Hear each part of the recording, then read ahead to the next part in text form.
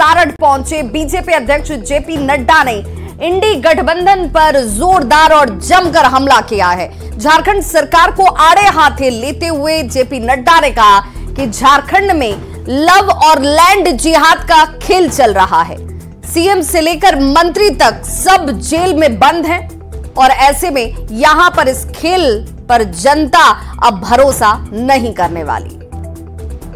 जिहाद के साथ साथ आदिवासी बहनों को गुमराह करके उनके साथ रिश्ता बना करके ये भी जिहाद चल रहा है कि नहीं चल रहा है? ये घुसपैठियों का जिहाद चल रहा है कि नहीं चल रहा है? ये लव जिहाद के नाम पर जमीन जिहाद चल रहा है कि नहीं चल रहा है? और सबसे दुख की बात है कि इसको सरकार का संरक्षण प्राप्त है। और क्या क्या खाएंगे? ये सारे नेता या तो जेल में हैं या बेल पर हैं। जिस मंत्री के पीए के नौकर के घर से 29 करोड़ रुपए निकलते हैं, आप बताइए ये किसका पैसा है? ये गरीब लोगों के झारखंड का पैसा है और ये गरीब आदिवासियों का पैसा है। और मोदी जी ने संकल्प लिया है एक एक पाई लेकर के हमारे गरीब लोगों तक पहुंचाया जाएगा और उनका विकास किया जाएगा, उनको ताकत दी जाएगी। तो बीजेपी के राष्ट्रीय अध्यक्ष जेपी नड्डा के बयान पर अब सियासत तेज हो चुकी है। लव जिहाद, लैंड जिहाद और घुसपैठ वाले बयान पर कांग्रेस और जेएमएम ने पलटवार किया है। कि लव जिहाद और लैंड जिहाद झारखंड में नहीं, भारतीय जनता पार्टी में चल रहा है। लव जिहाद का उदाहरण अगर आदरणीय जेपी नड्डा जी को पता नहीं है तो मैं उन्हें याद करवा दूं कि शहनवाज हुसैन भारतीय जनता पार्टी के नेता हैं, मुख्तार अब्बास नकवी भारतीय जनता पार्टी के नेता हैं। पूरा सीमा की सुरक्षा वो गृह मंत्री के अंतर्गत आता है। तो अगर झारखंड में घुसपैठी हो रहा है, घुसपैठी आ रहे हैं, तो जेपी नड्डा जी को गृह मंत्री से इस्तीफा लेना चाहिए। जामताड़ा में जेएमएम की स्टार प्रचारक कल्पना सोरेन ने झारखंड मुक्ति मोर्चा उम्मीदवार नलिन सोरेन के लिए प्रचार किया। चुनावी सभा को संबोधित करते हुए उन्होंने केंद्र सरकार पर जमकर निशाना साधा। साथ ही चौथे चरण की तीनों सीटों पर इंडी गठबंधन की जीत का दावा किया। दुमका के, राजमहल के, गोड्डा के तीनों प्रत्याशी हमारे झारखंड के जो नेतृत्व कर रहे हैं, हमारी जनता का जो नेतृत्व कर रहे हैं, हमारे तीनों प्रत्याशी इंडिया गठबंधन के जीतने चाहिए। तो छत्तीसगढ़ के मुख्यमंत्री विष्णुदेव साय संथाल परगना के दौरे पर रहे और पाकुड़ के अमरापाड़ा में उन्होंने बीजेपी उम्मीदवार ताला मरांडी के लिए प्रचार किया। और न्यूज 18 संवाददाता से बातचीत करते हुए उन्होंने झारखंड की सभी सीट पर जीत का दावा किया। आपने झारखंड की कितनी सीटों पर अब तक दौरा किया? सबसे पहला सवाल देखिए, कम से कम 5-6 लोकसभा हो गया। लगातार मैं चौथे दिन झारखंड में हूं और हमको लगता है कि 6 से भी ज्यादा लोकसभा में हमारा जाना हुआ है और बहुत अच्छा वातावरण है झारखंड में भी। और यहाँ पूरी 14 की 14 सीट भारतीय जनता पार्टी जीत रही। तो झारखंड में अंतिम चरण में 3 लोकसभा की सीटों पर चुनाव होना है और ऐसे में राजमहल लोकसभा सीट पर मुकाबला त्रिकोणीय होता नजर आ रहा है। झारखंड मुक्ति मोर्चा विधायक लोबिन हेम्ब्रम राजमहल से निर्दलीय चुनाव लड़ रहे हैं। आपको बता दें कि लोबिन हेम्ब्रम जेएमएम उम्मीदवार विजय हांसदा के खिलाफ चुनाव में उतर चुके हैं। लोबिन हेम्ब्रम से खास बातचीत की न्यूज 18 संवाददाता गौरव झा ने।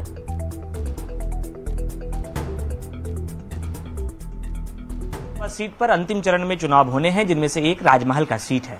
हालांकि पूरे देश में तो इंडिया गठबंधन और इंडी गठबंधन के बीच का मुकाबला है, लेकिन राजमहल के सीट पर झारखंड मुक्ति मोर्चा से विधायक रहे लोबिन हेम्ब्रम चुनावी प्रचार में लग चुके हैं और ये निर्दलीय प्रत्याशी के रूप में मैदान में हैं। लोबिन दा, पूरे देश भर में तो इंडिया और इंडी चल रहा है, तो फिर लोग आपको वोट क्यों करेंगे? देखिए, वो देश के पैमाने पर चल रहा है।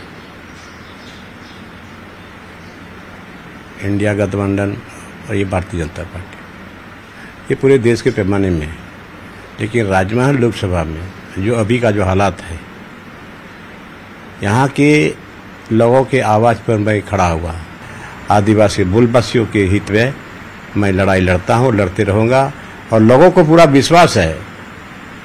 यही एक विधायक है जो कि जल जगत जमीन की बात, यहाँ अल्पसंख्यकों की बात और आदिवासी मूल वासियों की बात कर। लेकिन लोबिन हेम्ब्रम के क्षेत्र में कल्पना सोरेन भी स्टार प्रचारक की तरह झारखंड मुक्ति मोर्चा की ओर से प्रचार कर रही है। आपको क्या लगता है? वो कह रही हैं कि झारखंड झुकेगा नहीं। देखिए, स्टार प्रचारक में ऊपर आ रही है, मैं देख रहा हूँ, और जहाँ जहाँ इनका सभा हो रहा है उस मंच में बीजेपी विजय हांसदा नहीं है। जब विजय हांसदा के लिए यहाँ वोट मांगने आती है स्टार प्रचारक के रूप में, तो विजय हांसदा को उपस्थिति होना चाहिए उसमें। लोग समझ रहे हैं, इसको डर है कि मंच पर अगर विजय हांसदा आएगा तो लोग उसका बहिष्कार करेंगे। लेकिन इनका स्पष्ट रूप से कहना है कि जो जनता है वो इनके साथ है और वो इन्हें वोटिंग करेगी। कैमरा पर्सन संत के साथ गौरव झा, न्यूज़ 18 साहेबगंज। धनबाद जिला कांग्रेस कमेटी ने 9 पदाधिकारियों पर कड़ी कार्रवाई की है। पार्टी ने पदाधिकारियों को 6 साल के लिए बाहर का रास्ता दिखा दिया है। कमेटी के जिला अध्यक्ष संतोष कुमार सिंह ने निष्कासित कार्यकर्ताओं की सूची जारी कर दी है। जिला कांग्रेस कमेटी की तरफ से यह कार्रवाई, जिसमें 9 पदाधिकारियों को निष्कासित किया गया है। इन पर पार्टी में रहकर पार्टी विरोधी काम करने का आरोप लगा है, जिससे पार्टी की छवि धूमिल हुई। तो सूची में ललन चौबे, मनोज कुमार सिंह, ये वो तमाम नाम है जिनके ऊपर निष्कासन वाली कार्रवाई हुई है। तो कृत भूषण रूज, मुकेश राणा, जगदीश साव का नाम इसमें शामिल। नेताओं को जिन्होंने धनबाद लोकसभा चुनाव के दौरान पार्टी विरोधी कार्यों में लगातार लिप्त रहे, उनको हमने 6 वर्ष के लिए निष्कासित किया पार्टी से। लोकसभा चुनाव में कांग्रेस प्रत्याशी के खिलाफ कार्य करने का आरोप था और ढुल्लू महतो के, कुछ लोगों के पास ढुल्लू महतो के साथ मीटिंग में शामिल होने का आरोप था। कुछ और हैं जो बड़े पदों पर बैठे हुए लोग हैं, उन लोगों के संबंध में हम लोग एक गोपनीय रिपोर्ट बना करके कांग्रेस आला कमान को भेजेंगे।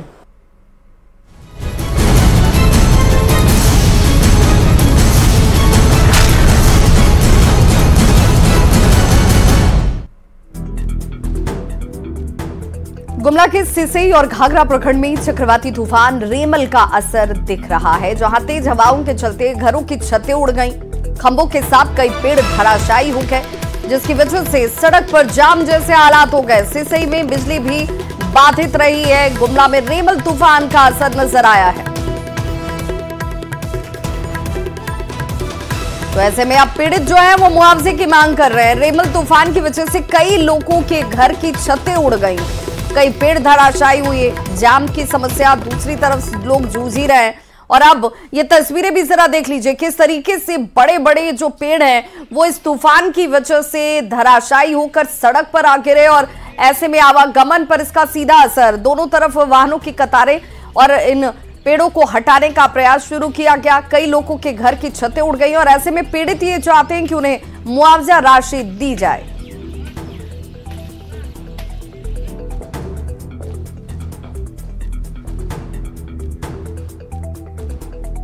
रांची के धुरवा डैम में तपती धूप के बीच काफी संख्या में बच्चे वॉलीबॉल खेलते नजर आ रहे हैं। 39 फीट क्षमता वाले धुरवा डैम में जलस्तर भी अब घटकर 19 फीट के करीब रह गया है, जिससे बच्चों को डैम के किनारे पानी में मस्ती करने में खतरा महसूस नहीं हो रहा। बच्चों से बात की न्यूज़ 18 संवाददाता संजय सिन्हा ने। राजधानी रांची के आसमान से आग बरस रहा है। पारा 42 डिग्री के करीब है। ऐसे में बहुत सारे लोग हैं जो घर से बाहर नहीं निकल रहे हैं, कुछ एसी वाले कमरे में बंद हैं, लेकिन ऐसे बहुत सारे ज्यादातर लोग हैं जो घर से बाहर निकल रहे हैं और गर्मी को किस तरह भगा रहे हैं आप खुद देख सकते हैं। हम इस समय बच्चों के साथ हैं धुरवा डैम के किनारे। ये तमाम बच्चे हैं जो गर्मी की छुट्टियों में गर्मी से परेशान हैं, लेकिन गर्मियों से निजात पाने के लिए आखिर किस तरीके से धुरवा डैम यहाँ पहुंचे हैं, क्या कर रहे हैं उनसे जानेंगे। बाबू क्या कर रहे हो यहाँ पर तुम? मस्ती कर रहे हो। धुरवा डैम में घर में क्या, घर में भी रहना नहीं है? नहीं। क्यों? गर्मी है। गर्मी है। अच्छा एक आदमी की बात करो, तुम आज फुटबॉल लेकर पहुंचे हो, क्या सबको साथ खेलना? हाँ। तो क्या मैदान में नहीं खेलना है फुटबॉल? नहीं। गर्मी है। गर्मी है। हाँ। किस क्लास से पढ़ते हो? 8 में। तुम? 4। तो घर में पापा मम्मी रोकते नहीं है? नहीं। क्या बोलते हैं? रोकते हैं। रोकते हैं क्या? नहीं जाने बोलते हैं। बच्चों की गर्मी छुट्टियां हैं, ऐसे में परिवार के साथ ध्रुवा डैम पहुंचे हैं। जी हाँ, मस्ती करने के लिए, गर्मी भगाने के लिए। घर में तो गर्म लग रहा है, पानी में। हाँ जी। किस क्लास से पढ़ती है बेटा? 5 में। तो पापा ने क्या कहा, ध्रुवा डैम चलना? हाँ। हाँ, तो डैम में ज्यादा मजा आ रहा है। हाँ। हाँ। हाँ। देख रहे हैं कि बच्चों की पूरी टोली है, इस टोली में परिवार भी शामिल है और ये परिवार बता रहा है कि गर्मी में मस्ती करना है, घर में रहना थोड़ा मुश्किल है क्योंकि पारा काफी ज्यादा है। ऐसे में जो ध्रुवा डैम है मस्ती का पनाहगार बना हुआ है। कैमरामैन संजीत तिवारी के साथ संजय कुमार सिन्हा, न्यूज 18 रांची। गिरिडीह में आदिवासी समाज के लोगों को सरकारी सुविधा का लाभ नहीं मिल पा रहा और लोग आज भी मिट्टी के कच्चे और जर्जर मकान में रहने को मजबूर हैं। गांव में रह रहे लोगों का यह कहना है कि मुखिया हर बार उन्हें सरकारी योजना का लाभ मिलेगा ये बात तो जरूर कहते हैं, लेकिन इन्हें ये सुविधा मिलती नहीं है। मुखिया बोल रहा है पहले बार के हाँ बोला देंगे अबरे बार देंगे, वो देते देते हार गया, फिर भी मिला नहीं। अब भी मुखिया भी सदर अंसारी ने जीता है, तो वो बोला कि हाँ भाई ये वोट के कंटेंट में जब होगा कंटेंट, इसके बाद वो देखा जाएगा।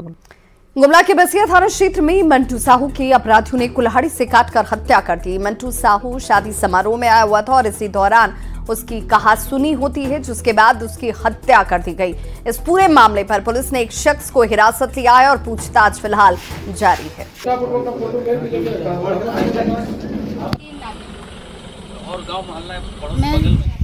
उसका यहीं पर लाश था।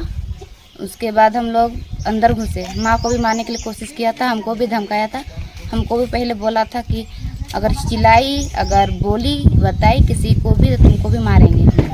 जिसकी हत्या हुई है ये जगजोर का रहने वाला है मंटू साहू, और वो शादी में यहाँ पे आया हुआ था और उसी को 2-3 अपराधियों के द्वारा उसकी हत्या की गई है।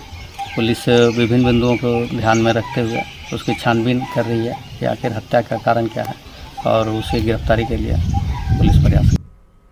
और बड़ी खबर इस वक्त आ रही है दिल्ली से, जहां पर भीषण गर्मी ने रिकॉर्ड तोड़ दिया है। दिल्ली में गर्मी ने रिकॉर्ड तोड़ा है, जिसमें तापमान 52 डिग्री के पार जा पहुंचा है। दिल्ली के मुंगेशपुर में तापमान 52.3 डिग्री तक पहुंच गया है। पहली बार तापमान जो है वो 52 डिग्री के पार हुआ है। बिहार में भी कई जगहों पर पारा जो है वो 45 डिग्री के पार जा चुका है। झारखंड की बात करें तो झारखंड में भी पारा 47 डिग्री तक पहुंच चुका है।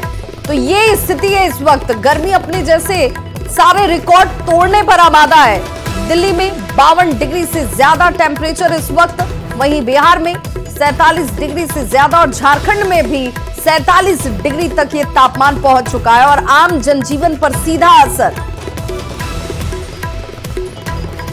तो गर्मी का सितम इस वक्त लोग उठाने के लिए मजबूर हैं। मुंगेशपुर में देख लीजिए किस तरीके से 52.3 डिग्री टेम्परेचर और पहली बार तापमान जो है वो 52 डिग्री के पार दिल्ली में पहुंचा है।